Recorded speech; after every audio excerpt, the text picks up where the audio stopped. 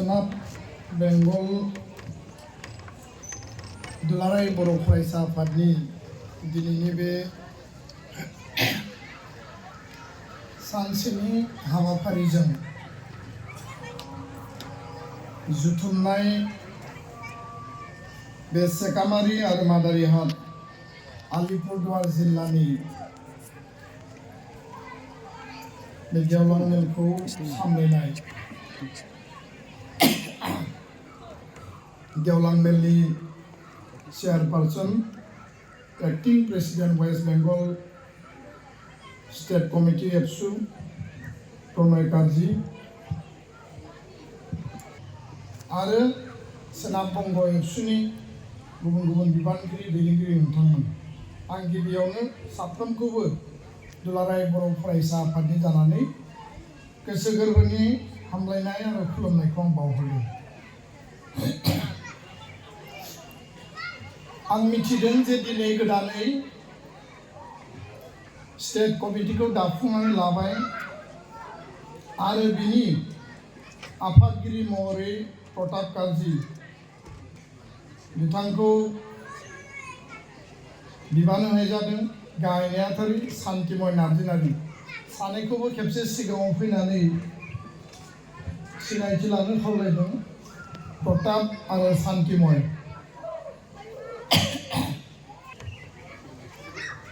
नै मार्च 2025 आरो बे दिनैनि एखे सानावनो थांनाय 1987 मायथाइनि 2 मार्चआव बड'फा उपेन्द्रनाथ ब्रह्मनि दैदेननायाव बर' हारिनि थामोनथा रैखाथि आरो हारिनि जे राजखान्थियारि आरो संबिधानिक मोनथायखौ लानानै बड'लेण्ड आलादा रायजो दाबिनायनि गिबि सोमावसारनाया जागायदोंमोन आरो दिनैनि सानखौ बड'लेण्ड दाबि सान हिसाबै जोङो फालिबोदों आरो दिनैबो एबसुआ बेखौ गोसोखांदों।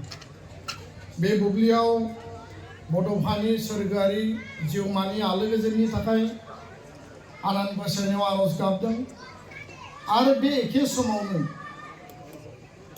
6 बोसोर एबसुनि आन्दलनाव 1135 जन आरो बड'लेण्ड दाबिखौ लानानै सोमावसारनायनि बे गोलाव जारिमिनाव मुंख्लं जानाय 5,000 बर' फिसाफोरनो जि बिथांमोननि त्याग आरो जि बेसेन गोसा बावसोमनाय मुंख्लं बिथांमोननि आलो गोजोननि थाखायबो आं इसोरनि आर'ज गाबदों आरो बयखौबो आं खेबसे खावलायबाय सोनाब बंग एबसु बर' माहारिनि जानानै खेबसे स्ल'गान होनांगौ। जय बर' हारिनि जय बर' हारिनि वेस्ट बेंगल एबसु लं लिभ वेस्ट बेंगल एबसु लं लिभ गोजोन्थों। आं गुसुङै बुंगोन जोंनि मानगोनां एमएलए बिथाङा बुंबाय मेल बेखेवगिरि हमारा एमपी उसने भी अपना बात रखा इसलिए मैं जो भी कुछ बोलना है वो कम समय के बीच में समाप्त करने के लिए मैं कोशिश करूंगा। मानगोनां रायजो राजा नोंथांमोन दिनैनि बे हाबाफारियाव जेरैबायदि नोंथांमोना गुबुन गुबुन जायगानिफ्राय फैनानै बाहागो लाबाय थारैनो सोनाब बंगनि थाखाय दिनैनि साना गोदान मोनसे जारिमिननि सान।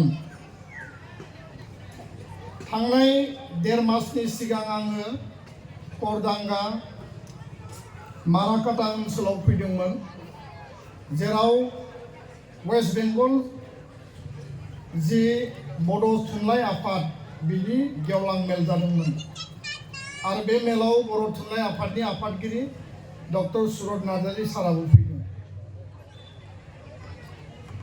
आसाम आरो बिटिआर बा बड'लेण्ड बे गासै हालाम आरो ओनसोलखौ बा रायजोखौ जुदि नायोब्ला बर'फोरनि जि थानाय ओनसोल हिसाबै बुरलुंबुथुरनि साहा ब्रह्मपुत्र भेलियाव आरो खोलाहा गोबां माखासे जिल्ला आप टु आपार आसामसिम कार्बि आंलं जिल्ला गुबुन गुबुन ओनसोलाव बर'आ रायजो जादों। आसामनि बर'फोरनि सुबुं सानखोखौ जोङो मालाबा बुङो 25 लाख, सोमावसारनायनि समाव जोङो बुंदों जों 40 लाखनि खोथा। जिखि जाया मानो आसामाव बर'फोरा मोनसे डिसाइडिं फेक्टर।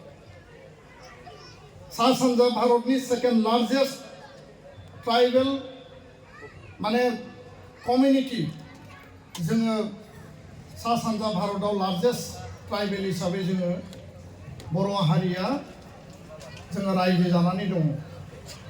आरो गासै बे ओनसोलखौ जुदि जों नायोब्ला आसामनि उनाव नांजाबनानै थानाय लार्जेस्ट बर' सुबुं थानाय जुदि स्टेट होनना बुङोब्ला बे जाबाय सोनाब बंग, वेस्ट बेंगल। आरो दिनै सोनाब बेंगलाव प्राय 2.5 लाखनिफ्राय 3 लाख बर' सुबुं थानायनि उनाव संकस दैमानि सोनाबहा सोनाब बेंगल, आलिपुरदुवार जिल्ला, कचबिहार जिल्ला आरो लोगोसे सानजाहा बड'लेण्ड, बिटिआर आरो आसाम, जोंनि सोमोन्दोआ राव हिसाबै, जोंनि सोमोन्दोआ हारिमु हिसाबै, जोंनि जि जातीय चेतना बे कुनु कारनाव खम जाफेराखै, खम नङा। नाथाय एडमिनिस्ट्रेटिभ पॉइंट अफ भिउ बेखौ बेंखननाय जि भारताव संबिधानिक भाबै पलिटिकल जि डेमोग्राफि दङ, जिहेतु बेखौ रायजो हिसाबै मोनसे बोखावनानै आलादा आलादा खुंथाय बेबस्था खालामनानै होदों। बै खुंथायनि सिस्टेमाव जोङो मोननै रायजोआव दङ। दा बेखायनो डेम'क्रेसियाव मेजरिटिनि प्रायरिटिया बारा थायो, माइनरिटिनि प्रायरिटिया खम थायो।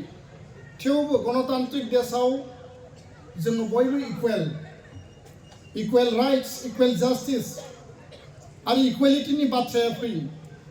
नाथाय सामलायनायाव, बेंनायाव मालाबा जोंखौ इनजास्टिस खालामनायखौ जों नुबोदों। आरो बेखायनो दुलाराय बर' फरायसा आफाद, बे माहारि आफाद आरो जातीय आफादनि जि प्रयोजन, गोनांथि, बे गोनांथिया फैदों। दा मानगोनां रायजो राजा नोंथांमोन, 1967नि 15 फेब्रुवारियाव दाजानाय एबसुनि जोनोमनिफ्राय दिनैसिम बे दुलाराय बर' फरायसा आफादा 58 बोसोराव आगान होबाय। आरो बे 58 बोसोराव दुलाराय बर' फरायसा आफादा मा सृष्टि खालामाखै, मा एचिभमेन्ट खालामाखै, बिनि जुदि जोङो एसेसमेन्ट खालामोबा, हिसाब खालायोब्ला, सोमावसारनायाव जोङो जिउ बावनांदों, आन्दलननि समाव जोङो त्याग खालामनांदों, गोमानाय देरहासारनायनि जारिमिन दङ। किन्तु हारिया थांना थानायनि बेलायाव दिनै बेयाव निक'डिमास हाजारि दङ, जोंहा आदा महेश बिथां दङ, गोबां दैदेनगिरिफोर दङ। माइकेल बसुमतारी बिथाङा गैलिया।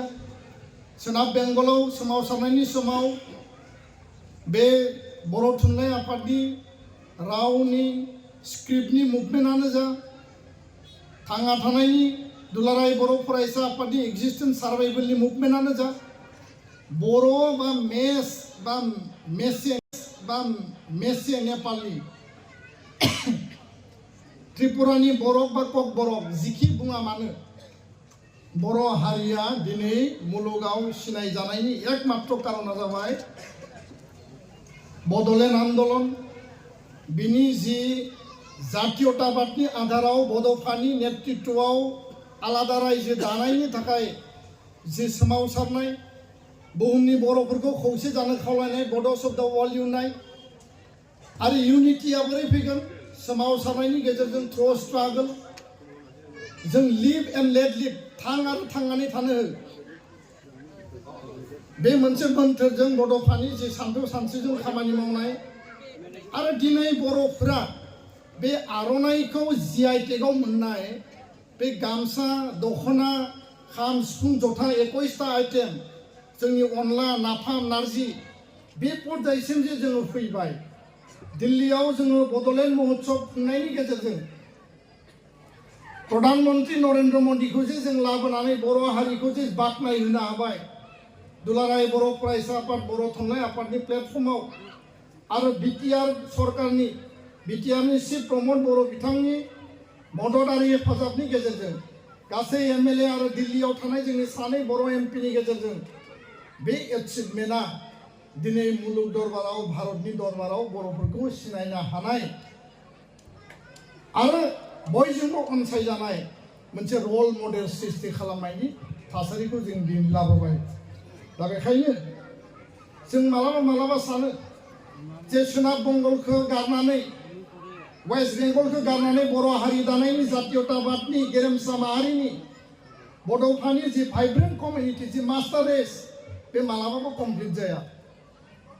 कारण आसामनि उनाव सोनाब बेंगलाव लार्जेस्ट सेकेन्ड लार्जेस्ट जोंहा दङ। मेघालयनि संख्या खम, गुबुन गुबुन रायजोआव थानाय संख्या खम, किन्तु थागिबि हारि हिसाबै तिब्बतनि बौद्ध बे हादोरनिफ्राय दावबायनानै तिस्ता दैनिफ्राय संकसनिफ्राय टसानिफ्राय माने हान्थिनानै संकसजों नोङो ब्रह्मपुत्र भेलियाव थांनाय बे जोंनि रुट आरो बे रुटआव जोंनि गोबां जोलैया थालांबाय, जोंनि आबै आबौआ थालांबाय, जोंनि गोजाम जोंनि आगुनि दैदेनगिरिफ्रा बे ओनसोलाव रायजो खुंबाय, रायजो जाबाय। दा बेखायनो दुलाराय बर' फरायसा आफाद बर' थुनलाइ आफाद बे गोख्रोङै खामानि मावनांगोन। आरो दिनै जि जेंनाफोरा जोंनि मेगनाव मोगा मोगि नुजादों बे जेंनाफोरा जोङो एसे मटिभेसन खालामनांगोन, एसे मबिलाइज खालामनांगोन। जातीयताबादा मा नेसनेलिज्म, जों बयबो जोनोम जायोब्ला जोंनि न'खर दानाय संसार जानाय जिउ खुंनाय बे साफ्रोमबो मानसिनि हिउमेन बिंनि मोनसे नेचार। जोंनि रांखान्थिखौ आधार खालामनानै न'खरा सोलिगोन, गामिया मोनसे सिस्टेमनि नेमखान्थिनि गेजेरजों सोलिगोन। किन्तु बर'आ हारि मोनसे रेस मोनसे कमिउनिटि, जों हारसिं हारसिं थांना थानो हाया। जेरै आमेरिकाया आमेरिकानि खोथा सानगोन, रासिया रासियानि मानसिफोरनि खोथाखौ सानगोन। आरो बेखायनो रिभलिउसन जादोंमोन भियेटनामाव, माव जेदुंनि नेतृत्वआव कालचारेल रिभलिउसन जादों, इक'नमिक रिभलिउसन जादों। गोबां दैदेनगिरिफ्रा गोबां टाइमाव बेबायदि रिभलिउसनखौ खालामदों। गावबा गावनि रेस, गावबानो कमिउनिटि हारि, बे हारिखौ मोनसे मोजां महराव जौगानाय आथालाव लांनायनि थाखाय बे अस्तित्वनि थामोन्थानि बे पर्यायखौ मजबुत खालामनो थाखाय। दा बेखायनो मानगोनां रायजो राजा नोंथांमोन, जातीयताबादनि चेतनाया सोनाब बेंगलाव मालाबाबो जोबाखै आरो जोबनाय नङा। जोंखौ मेस होननानै बुङोब्लाबो जोंनि राव, जोंनि बर' रावा सोनाब बेंगलाव जोबाखै आरो जोबनाय नङा। जोंनि गाननाय जोमनाया बेयाव मालाबाबो गोमालाङाखै आरो मालाबाबो गोमानाय नङा, आंहा आत्मबिश्वास दङ। किन्तु जोंनि फिउचारखौ जों बोरै लांनो? जे लाइमोन सेंग्रा सिख्लाफोरनि आफाद दुलाराय बर' फरायसा आफाद, जोंनि थासारि, जोंनि परिबेस परिस्थिति, जोंनि जि दाबि दावा गणतान्त्रिक देशआव बेखौ जोङो एस्टाब्लिश खालामनांगोन, सरकारनियाव बिख'नांगोन। जोंहाबो गोबां होमवर्क दङ जेखौ जों मावनांगोन। एजुकेशननि बेलायाव क्वालिटि एजुकेशन लानांगौ, मोजां सोलोंथाइ लानानै मोजां हिउमेन रिसोर्स दानांगौ। दहायनो बुंलांबाय डाक्टार इन्जिनियार जानाय, स्टेट लेभेलनि पाब्लिक सार्भिस कमिशनाव बेंगलाव बा इउनियन पाब्लिक सार्भिस कमिशनाव थांनाय, बे दिगखौ जोङो सावरायनांगोन। आरो बिनि थाखाय दिल्लीयाव थानाय बिथांमोननि हान्जानि जि एमपि दङ, जोंनि मानगोनां एमपि रोंगोरा नार्जारि आरो जयन्त बसुमतारीखौ आं दायित्व होदों। बिथांमोना सावरायनानै डिडिनि एपइन्टमेन्ट लानानै डिडिजों मिटिं खालामनानै बे साबजेक्टनि मेटारखौ समाधान लाबोनांगौ। आरो बे रायलायनायनि बेलायाव एबसु साहित्य सभाजों मिरु आफाद आरो बेंगलनि कमिटिजों ज' थांगोन, बे खोथाखौ आङो बुंबाय। आरोबाव जोंनि जिखिनि जेंना जेंसि दङ बेखौ सुस्रांनायनि बेलायाव जों ज'यै खामानि मावगोन आरो जिल्ला कमिटि आन्चलिक कमिटिखौ दाफामफिननायनि थाखाय जिखिनि परिकल्पना जिखिनि जोङो आफादारि जिखिनि एक्सन जिखिनि हाबाफारिफोर लानांगौ बे गोदान कमिटिया मोजाङै हाबा मावनांगौ कुनु नार्भास कुनु माने दुर्बल जानायनि खोथा गैया कुनु माने जिरायनानै थानायनि खोथा गैया जोंहा मोनसे संबिधान गावानो दङ जोंहा मोनसे एम्स एन्ड अबजेक्टिभ दङ जोंहा मिशन आरो भिजन प्रग्रामफोर दङ कन्टिनिउ खालामबानो जायो आरो रायजो राजाया बयबो मदद होनो जेब्लाबो राजि दा बहाबा नङा बहाबा एसे जोङो नोरजिया जादोंमोन मालाबा जोंनियाव जातीयताबादि चेतनाया दङब्लाबो मालाबा जोङो गोबां थासारि परिबेश परिस्थितियाव बियो लासै माने सम आपस एन्ड डाउन्स जायो दा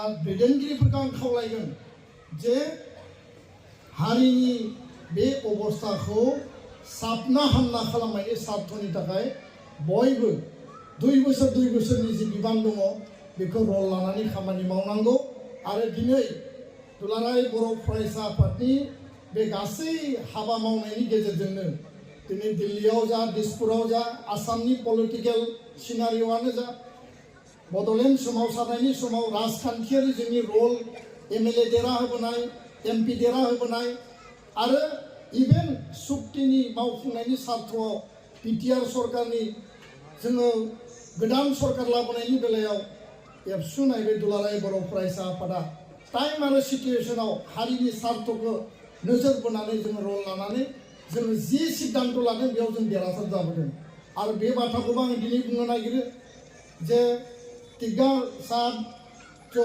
दिल्ली में हमारा जितना भी स्वाधीनता जो शहीद जो हमारा हीरोज था उनका जो प्रतिमूर्ति बनाने का या प्रतिमूर्ति वहाँ में लगाया है हमारा जितना भी है बिरसा मुंडा जी भगवान बिरसा मुंडा का प्रतिमूर्ति हमारा सुभाष चंद्र बोस का प्रतिमूर्ति वहाँ में लगाया है तो भारत सरकार को हमने आह्वान किया था गृह मंत्री जी को हमने मेमोरेंडम रखा था और इस मेमोरेंडम के तहत हम 2-3 हमारा डिमांड जो मांग था उसको हमने गृह मंत्री के पास में रखा था और गृह मंत्री जी ने ये आश्वास हमको दिया था कि उपेंद्र ब्रह्मो के नाम पे दिल्ली में एक स्मारक एक मार्क रखेगा दिल्लीयाव बड'फानि मुङै मोनसे लामानि नामखौ लाखिगोन तो अभी हमारे पास ये मैसेज आया है कि 2 नाम भारत सरकार ने हमको ऑप्शन दिया है उपेंद्र ब्रह्मो के नाम पे दिल्ली में यूएन ब्रह्मो मार्क जैसे कि टॉल्स्टॉय मार्क होता है महात्मा गांधी मार्क होता है ऐसा 2 ऑप्शन हमको दिया है किसी एक ऑप्शन को दे के इस मार्ग को उपेंद्र ब्रह्मो के नाम से जाना जाएगा यह हमारा के लिए बहुत गौरव का बात है इस मन से मैं प्रधानमंत्री नरेंद्र मोदी जी को और इस मन से मैं गृह मंत्री अमित शाह जी को धन्यवाद देता हूं और तहे दिल से धन्यवाद देता हूं कि आने वाले दिन में भी उपेंद्र ब्रह्मो जो फादर ऑफ द बोडो से बोडो का जो हमारा जो महान जो व्यक्ति है उसके नाम पे आगे भी और हम बहुत काम कर सके इसके लिए मैं आप लोगों को आश्वास देता हूं और केंद्र सरकार को मैं धन्यवाद देता हूं गेजेरजों राव थुनलाइनि खामानि थुनलाइ सोरजिनाय जोंनि हारिनि जि मिरर जोंनि जि महर मुस्रि लिरनानै जों बेखौ जुगामि खालामनांगोन जोंनि जारिमिनखौ जुगामि खालामनांगोन आरो थुनलाइ आफादखौ पेरेन्ट अर्गेनाइजेशन हिसाबै जोंनि जायफोर फोरोंगिरिफोर दङ जायफोर सेनियरफोर दङ बिथांमोना बयबो मदद होनानै बेखौ फोथांना लाखिनांगोन सेमल बर' आरो जोंहा आदा महेश बिथांमोना आरो गोबां लिरगिरि बिथांमोना मजबुदै फोथांनानै लाखिदों आरो दिनै दुलाराय बर' फरायसा आफादा मालाबा गोजौआव थाङो मालाबा गाहायाव थाङो गावबा गाव पार्सनेल जिउआव सोरबा साख्रि मावदों सोरबा बेफार फालांगि मावदों आबाद मावदों गुबुन जायगायाव थांनायनि थाखाय जोंनि कमिटिनि दैदेनगिरिफ्रा मालाबा फुल टाइम सार्भिस होनो हायाखै मोनसे खोथाखौ स्पष्टयै बुजि दुलाराय बर' फरायसा आफादा गावनि जिउ दैदेननाय गावनि फरायनाय गावनि लामा हान्थिनाय हाबा मावनायाव मालाबाबो बादा नङा जोङो एबसुआव थानानै साख्रि मावनो हायो एबसुआव थानानै बेफार फालांगि मावनो हायो एबसुआव थानानै जोङो आबाद मावनो हायो समाज हारि दानायनि समाजखौ हारिखौ सेवा खालामनायनि बर' हारिनि न'खर गामि समाजखौ निर्माण खालामनायनि खामानियानो एबसुनि खामानि आरो बियो बयनिख्रुइबो पावारफुल आफाद स्ट्रं आफाद आरो जिखौ दिनै मुलुग दरबाराव भारतनि दरबाराव जों एटेनसन ड्र खालामनो हादों दा बेखायनो आङो बे बाथ्राखौ खावलायगोन जे बेफोरो जोंनि थाखाय हेंथा नङा नों जि मावनो गोसो माव आरो सोनाब बेंगलाव जिखिनि गथा गथा एजेन्डा दङ बिनि सायावल' खामानि मावनांगौ 24/7 जों जेरै जिरायनाय मावो बड'लेण्डआव आसामाव थानाय आनसलिक इउनिट जोंनि डिस्ट्रिक्टआ जेरैबायदि मावो सोनाब बेंगल स्टेट कमिटिया बेबायदि अभारलडेड खामानि लानानै खामानि मावनायनिबो बेबायदि जों बजा होनो नागिराखै दा बेखायनो आं खावलायगोन एबसुआ दुर्बल जायोबा जातिनि एजेन्डाया दुर्बल जागोन जों जे बर' रावखौ साबजेक्ट हिसाबै मोननांगौ बिनि सायाव जे खामानि मावनांगौ नोंथांमोना बड'लेण्ड भबन दाबि होदों बेखौ जे जोङो मावफुंनांगौ बेबायदि गोबां माखासे खामानिफोर दङ बे खामानिफोरखौ मावनांगोन एसटि रिजार्भेशना दिनै 6%ल' बेखौ जोङो बारायनो हायो नामा एसटि माने बर'आल' एसटि नङा दिनै जोंनि बे ओनसोलाव थानाय टि गार्डेनाव थानाय गामियाव थानाय आदिबासि बिथांमोनाबो ट्राइबेल जोङो ट्राइबेलनि मोनसे ज' सेन्टिमेन्टनि मुभनि गेजेरजों जोंनि रिजार्भेशन जोंनि रिक्रुटमेन्ट जोंनि एपइन्टमेन्ट जोंनि एडमिसन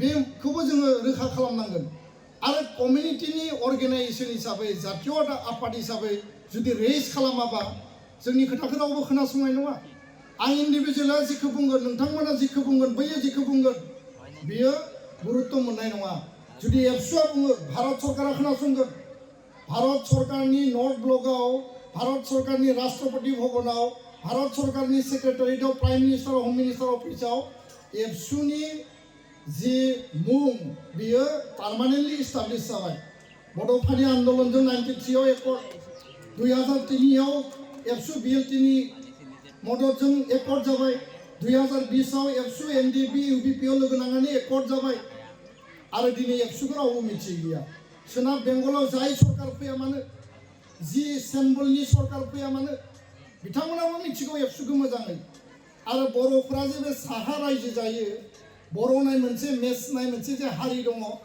मेसआनो जे बर'आनो जे मेस मालाबा किरात बुंदों मालाबा म्लेस बुंदों मालाबा बरफ बुंदों नङा होमबा मालाबा असुर बुंदों जोंखौ आगोलाव जारिमिननि समाव दानब बुंदों रायखस बुंदों बै समाव जायफोरा जोंखौ मोजां मोनामोन हिंसा खालायोमोन बिसोर जोंखौ दानब बाहायदों असुर बाहायदों म्लेस बाहायदों मालाबा रायखस बाहायदों जोंनि राजा महाराजाखौनो माने नरकासुर माबा बान राजाखौ बानासुर बानायदों किन्तु दिनै बेबायदि अबस्था नंलिया दिनै बर'आ कनसियास जाबाय मोनसे रिभलिउसन जाबाय मोनसे जावरिखांनाय जाबाय वेस्ट बेंगल स्टेट कमिटिया मजबुतै खामानि मावनांगौ जिखिनि मदद सेन्ट्रेल कमिटिया हरनांगौ हरगोन जोंनि लरेन्स इस्लारि बिथाङा सोनाब बेंगलखौ गोदो एबसुआव थानायावबो खबर लाबोदों दिनै एमएलए दङ बिथाङा खबर लादों बिटिआरनि चिफ प्रमद बर' बिथाङा जेब्लायबो खबर लायो मदद खालामहरदों लेखा साफायनायनि थाखाय मदद हरदों बिथाङा दिनै एसे सिगाङाव साहित्य सभानि जि मेम'रेन्डाम दङमोन आरो दुलाराय बर' फरायसा आफादनि जि दाबि दङमोन बे दाबिनि सायाव एबसु आरो साहित्य सभाखौ गोख्रैनो लिंनानै मा डिक्सनारि बेंगली हिन्दी बर' इंराजि डिक्सनारि साफायनांगौ text book pre primary text book बर' बिजाब साफायनांगौ जेखौ जोङो गावनि लेभेलाव खालामदों सरकारा रिकगनिसन होआखै गावनि लेभेलाव खालामदों बिनि प्रिन्टिं बिनि खरसा पाति जि दङ बिथाङा बेखौ बहन खालामनो होननानै बुंदों दा गासै बिथिंजों नोंथांमोना मदद मोनगासिनो दङ उर्खावगोरा ब्रह्म बिथाङाबो खबर लायो एमपि रोनगोरा नार्जारियाबो खबर लायो जयन्त बसुमतारी एमपि बिथाङाथ' टिका बिथांनो माने पार्लियामेन्टनि लोगो जाहैबाय दा बेखायनो आं सानदों जे जोङो गावनि आथिङाव गाव दिनै गसंथाबाय जोङो मोनसे जारिमिन सृष्टि खालामबाय आरो दिनै दुलाराय बर' फरायसा आफादखौ बयबो मदद होनानै माहारिनि आफाद जातीय आफाद बे हिसाबै नोंथांमोना बेखौ मदद होनानै बयबो हाबा मावलांनांगौ आरो वेस्ट बेंगल दुलाराय बर' फरायसा आफादा उनाव जाहाथे आरोबाव दुर्बल जाफिना, उनाव आरोबाव मानसि नागिरनो गोनां जाया। जिल्ला कमिटि दानांगोन, आनसलिक कमिटि दानांगोन, गामि गामि फरायनायनि थाखाय मबिलाइज खालामनांगोन। मिशन क्वालिटी इडुकेशन मुभमेन्ट जोंहा दङ। क्लास 9 नि थाखाय टेलेन्ट सार्च जोङो खुङो बर' मिडियामनि थाखाय। बेयाव मिडियामा गैया। जोङो एवार्ड होयो क्लास 10 नि रिजाल्टनि थाखाय। फैबाय थानाय बोसोराव बर' स्टुडेन्टआ जुदि मोजां रिजाल्ट खालामदोंबा बेंगलनिफ्रायबो जोङो कमल कुमार ब्रह्म देरहासार बान्थायाव जों बरायगोन। आं बे खोथाखौ दिनै घोषणा होनानै गालांबाय। बे कमिउनिकेशनखौ जोङो लाखिनांगोन आरो बेखायनो गुन गोनां जि जोंनि सोलोंथाइनि मावथांखि समाज फोसाबनाय, दायना दायनिनि समस्या, जौ जुवानि थासारि, ड्राग्सनि थासारि, उन्दै बैसोआव हाबा जानाया गुबुनजों खारलांनाय, बे थासारिफ्रा दिनै समाजाव बारा जादों। हिउमेन ट्राफिकिंआ बारा जादों आरो बेखायनो समाजखौ जुदि गोग्गो गोथार गोजोर खालामनांगौब्ला, जोङो मजबुत खालामनांगौब्ला समाजाव गामिनि नेमखान्थि, जों जि धोरोमाव थाया मानो, बाथौआव था, ख्रिस्टियानाव था, ब्रह्मआव था, सतसंगियाव था, धोरोमनि आसार खान्थि नेमखान्थि दङ। धोरोम गुरुफोरा बा बे धोरोमनि जायफोर आफादफोर दङ बिथांमोना समाजखौ गोग्गो गोथार खालामनायनि हाबाखौ मावदों। किन्तु मालाबा समाजा डाइभार्ट जालांनाय, डाइल्युट जालांनायखौ जों नुयो। बे कन्ट्रलिं अबस्थाया जेरैबायदि नांगौ थायाखै। जेला डिसअर्डार जायो, आनरुलि जायो। दुलाराय बर' फरायसा आफादा समाजाव कामान अर्डार आरो डिसिप्लिनखौ लाबोदों आरो बिनि गेजेरजोंसो बर' हारि, बर' समाजा मोनसे मजबुत अबस्थायाव दिनै बयजोंबो बाख्नायजानाय हारि हिसाबै जायगा मोनदों। दा बेखायनो आङो खावलायबाय सोनाब बेंगल दुलाराय बर' फरायसा आफादा फैबाय थानाय 13, 14, 15, 16 एबसुनि जि मिरुनि जुथुमा दङ दतमायाव, बे जुथुमायाव बयबो बाहागो लाहैनांगौ, लोब बाहागो लाहैनांगौ आरो बिथांमोननि जि डेलिगेटनिफ्राय लानानै थानाय जानाय जि दङ, जोङो दुलाराय बर' फरायसा आफाद आरो आरसिनि चेयारमेनाबो मानगोनां एमएलए बिथाङानो बिना फैसायाव जोङो सोनाब बेंगलखौ जोङो बाहागो लानो थाखाय दिनै पारमिसन होबाय। आं बेखौ घोषणा खालामनो थांबाय। रायजो राजा बिथांमोनाबो मेम्बार हिसाबै थांनो हायो, रिप्रेजेन्टेटिभ हिसाबै एबसुनि थ्रुयै आं बेखौ खावलायबाय आरो गोलाव बाथ्रा आङो बुंनो सानाखिसै जे सोनाब बेंगलनि गिबि मन्थ्रि बिथांजों सावरायनो थाखाय जोङो नाजाबाय थादों। बिथांनि लेभेलाव जोंनि बर'आ साबजेक्ट हिसाबै बेयाव मर्यादा मोननांगौ, स्टेटास मोननांगौ, बिनि थाखाय बिथांजों जों सावरायनांगोन आरो बिनि थाखाय दिल्लीयाव थानाय बिथांमोननि हान्जानि जि एमपि दङ, जोंनि मानगोनां एमपि रोंगोरा नार्जारि आरो जयन्त बसुमतारी चेतनाखौ आफादनि गेजेरजों लांनानै जोङो जातीयताबादखौ जोङो फोथांनानै लाखिनांगोन।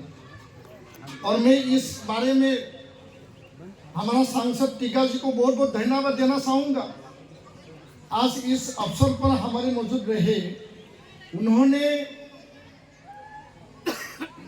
इस एरिया के बारे में और बोरो के बारे में ट्राइबल होने के नाते जो बहुत सालों से खुद का जो महसूस है, हमारे साथ यहाँ एक साथ रहा है, जिंदगी गुजरा है, सभी काम एक साथ किया है। आज सांसद होने के बाद उन्होंने जो बात रखा कि बोरो जो सब्जेक्ट है, जो विषय है, उसको राष्ट्रीय शिक्षा नीति के आधार पर लाना चाहिए। एक विषय पढ़ने के लिए सभी को मिलना चाहिए और यहाँ में मदर टंग को सबसे ज़्यादा इसमें इम्पोर्टेंस रखा है। तो स्टेट की पॉलिसी में, वेस्ट बंगाल के स्टेट गवर्नमेंट के पॉलिसी में, एजुकेशन पॉलिसी में जो राष्ट्रीय शिक्षा नीति का पॉलिसी है उसको लागू करना है। और उन्होंने कहा है कि धर्मेंद्र प्रधान जी जो यूनियन मिनिस्टर ऑफ एजुकेशन है, उनकी टेबल पे उसको बात रखेंगे। और हमारा ये भी मौका है कि आने वाले 14 तारीख को जो हमारा अधिवेशन होगा 13, 14, 15, 16 कोकराझार डोटमा में, यहाँ में सम्मानीय धर्मेंद्र प्रधान जी जो शिक्षा मंत्री है केंद्रीय का, वो वहाँ मौजूद रहेंगे। उसमें भी हम बात करेंगे। लेकिन वेस्ट बंगाल गवर्नमेंट का जो सम्मानीय मुख्यमंत्री जी है दीदी, मैं ममता दीदी को इस मंच से अपील करना चाहूँगा कि बोरो समुदाय वेस्ट बंगाल में अपना जो कल्चर, अपना भाषा को लेके इतना सालों तक रहा है, हमेशा रहेंगे, एक साथ शांति से जिएंगे। तो हमारा जो भाषा को पढ़ने के लिए ये मौका स्टेट गवर्नमेंट की तरफ से भी होना चाहिए, और आप उसको ठीक से थोड़ा इसको देखने से ये समस्या बहुत बड़ा समस्या नहीं है। ये जो मांग है वो अधिकार के तहत दिया गया है, राइट टू एजुकेशन के तहत, आरटीई के तहत, राष्ट्रीय शिक्षा नीति के तहत। तो मैं इस मन से डीडी को भी मैं आह्वान करता हूँ, अपील करता हूँ। और तिग्गा जी ने ये भी बात बोला है, ये भी बात रखा है कि उसका ये जो खुद का जो क्षेत्रीय है, जो ये संसद का जो एरिया है, जो इसका फान होता है, जो कुछ भी होगा आने वाले दिनों में, बोरो का जो भी हमारा हीरोज है, उपेंद्रनाथ ब्रह्म, माइकल बुसुमता और जो लोग भी है जो संग्राम में या विभिन्न समाज और जाति के लिए काम किया है, उनके प्रतिमूर्ति बनाने के लिए उन्होंने आश्वासन दिया है, और एक भवन भी बनाने के लिए आश्वासन दिया है। तो मैं यहाँ उपस्थित सभी हमारे बोरो समुदाय का जो यहाँ लोग हैं, सभी को मैं तिग्गा जी को धन्यवाद देके जोर से तालियां देने के लिए मैं आह्वान करता हूँ। फिर से सावरायनांगोन आरो बिनि थाखाय दिल्लीयाव थानाय बिथांमोननि हानजानि जि एमपि दङ, जोंनि मानगोनां एमपि रोंगोरा नार्जारि आरो जयन्त बसुमतारिखौ आं दायित्व होदों। बिथांमोना सावरायनानै डिडिनि एपइन्टमेन्ट लानानै डिडिजों मिटिं खालामनानै बे साबजेक्टनि मेटारखौ समाधान लाबोनांगौ, आरो बे रायलायनायनि बेलायाव एबसु साहित्य सभाजों मिरु आफाद आरो बेंगलनि कमिटिजों ज' थांगोन। बे खोथाखौ आं बुंबाय। आरोबाव जोंनि जिखिनि जेंना जेंसि दङ बेखौ सुस्रांनायनि बेलायाव जों ज'यै खामानि मावगोन, आरो जिल्ला कमिटि, आन्चलिक कमिटिखौ दाफामफिननायनि थाखाय जिखिनि परिकल्पना, जिखिनि जोङो आफादारि जिखिनि एक्सन, जिखिनि हाबाफारिफोर लानांगौ, बे गोदान कमिटिया मोजाङै हाबा मावनांगौ। कुनु नार्भास, कुनु माने दुर्बल जानायनि खोथा गैया, कुनु माने जिरायनानै थानायनि खोथा गैया। जोंहा मोनसे संबिधान गावानो दङ, जोंहा मोनसे एम्स एन्ड अबजेक्टिभ दङ, जोंहा मिशन आरो भिजन प्रग्रामफोर दङ। कन्टिनिउ खालामबानो जायो, आरो रायजो राजाया बयबो मदद होनो जेब्लाबो राजि। दा बहाबा नङा बहाबा एसे जोङो नोरजिया जादोंमोन। मालाबा मालाबा जोंनियाव जातीयताबादि चेतनाया दङब्लाबो मालाबा मालाबा जोङो गोबां थासारि परिबेश परिस्थितियाव बियो लासै लासै लासै माने सम सम आपस एन्ड डाउन्स जायो। दा दैदेनगिरिफोरखौ आं खावलायगोन जे हारिनि बे अबस्थाखौ साबना हामना खालामनायनि सार्थनि थाखाय बयबो 2 बोसोरनि जि बिबान दङ बेखौ रल लानानै खामानि मावनांगौ। आरो दिनै दुलाराय बर' फरायसा आफादनि बे गासै हाबा मावनायनि गेजेरजोंनो दिनै दिल्लीयाव जा, दिसपुराव जा, आसामनि पलिटिकेल सिनारिय'आनो जा, बड'लेण्ड सोमावसारनायनि समाव राजखान्थियारि जोंनि रल, एमएलए देरहाहोबोनाय, एमपि देरहाहोबोनाय, आरो इभेन सुक्तिनि मावफुंनायनि सार्थआव बिटिआर सरकारनि जोङो गोदान सरकार लाबोनायनि बेलायाव एबसु नायबे दुलाराय बर' फरायसा आफादा टाइम आरो सिटुएशनाव हारिनि सार्थखौ नोजोर बोनानै जोङो रल लानानै जोङो जि सिद्धांत लादों बेयाव जों देरहासार जाबोदों। आरो बे बाथ्राखौबो आं दिनै बुंनो नागिरो जे तिग्गा साहब जो दिल्ली में हमारा जितना भी स्वाधीनता जो शहीद जो हमारा हीरोज था, उनका जो प्रतिमूर्ति बनाने का या प्रतिमूर्ति वहाँ में लगाया है, हमारा जितना भी है बिरसा मुंडा जी, भगवान बिरसा मुंडा का प्रतिमूर्ति, हमारा सुभाष चंद्र बोस का प्रतिमूर्ति वहाँ में लगाया है। तो भारत सरकार को हमने आह्वान किया था, गृह मंत्री जी को हमने मेमोरेंडम रखा था, और इस मेमोरेंडम के तहत हम 2-3 हमारा डिमांड जो मांग था उसको हमने गृह मंत्री के पास में रखा था। और गृह मंत्री जी ने ये आश्वासन हमको दिया था कि उपेंद्र ब्रह्म के नाम पे दिल्ली में एक स्मारक, एक मार्क रखेगा। दिल्लीयाव बड'फानि मुङै मोनसे लामानि नामखौ लाखिगोन। तो अभी हमारे पास ये मैसेज आया है कि 2 नाम भारत सरकार ने हमको ऑप्शन दिया है। उपेंद्र ब्रह्म के नाम पे दिल्ली में UN ब्रह्म मार्ग, जैसे कि टॉल्स्टॉय मार्ग होता है, महात्मा गांधी मार्ग होता है, ऐसा 2 ऑप्शन हमको दिया है। किसी एक ऑप्शन को दे के इस मार्ग को उपेंद्र ब्रह्म के नाम से जाना जाएगा। यह हमारा के लिए बहुत गौरव का बात है। इस मन से मैं प्रधानमंत्री नरेंद्र मोदी जी को और इस मन से मैं गृह मंत्री अमित शाह जी को धन्यवाद देता हूँ और तहे दिल से धन्यवाद देता हूँ कि आने वाले दिन में भी उपेंद्र ब्रह्म जो फादर ऑफ द बोडो से बोडो का जो हमारा जो महान जो व्यक्ति है उसके नाम पे आगे भी और हम बहुत काम कर सके, इसके लिए मैं आप लोगों को आश्वास देता हूँ और केंद्र सरकार को मैं धन्यवाद देता हूँ। जायखिजाया थासारियाव सिचुएशनाव जोङो गुबुन गुबुन हारिनि गेजेरावबो गोरोबनानै थानांगोन। सभी समुदाय यहाँ में जो रह रहे हैं सदियों से एक साथ मिलजुल के हम रहना पड़ेगा। यहाँ का भाषा जो बंगाली है, यहाँ का स्टेट लैंग्वेज जो बंगाली है, यहाँ का जो मीडियम बोरो स्टूडेंट भी बंगाली मीडियम में पढ़ रहा है, इंग्लिश मीडियम में भी पढ़ रहा है, क्योंकि यहाँ में तो बोरो मीडियम नहीं है। तो इसके लिए हमने सब्जेक्ट देने के लिए अभी मांग कर रहा है। दूसरा जो हमारा सामाजिक जो परिवेश है, परिस्थिति है, तो सभी समुदाय के साथ शांति सद्भाव उसको हम हमेशा रखेंगे और अहिंसा और शांति के मार्ग से बोरो समुदाय सदियों से यहाँ में रहा है और रहेंगे। और किसी के ऊपर हमारा ऐसा हिंसा, किसी के ऊपर हमारा ऐसा अलग बात सोचने का कभी भी ऐसा मन में ध्यान में नहीं आता है। तो बहुत सा सिंपल बोरो समुदाय है और साहस और सरल के जिंदगी जीने वाला जो जनजाति लोग हैं वही बोरो जनजाति है। तो इसको मन में रखते हुए यहाँ में वेस्ट बंगाल में आगे भी हम वेस्ट बंगाल के स्टेट के जो इसका जो भविष्य के लिए एक साथ हम काम करेंगे, वही हमारा वादा है। बयखौबो फिन खेबसेबाव धन्यवाद बावनानै नोंथांमोननि जि थासारि इयुनाव हाबा मावनांगौ जि बाथ्राफोर दङ गुवार आरो गोथौयै उननि समाव जों सावरायबावगोन।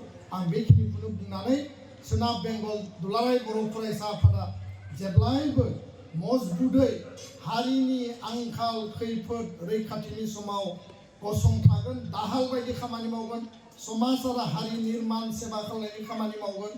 गामियाव ओनसोलाव फरायसा फरायसुलिफोरनि गेजेराव नुजानाय जायखिजाया थासारिखौ लानानै खामानि मावगोन।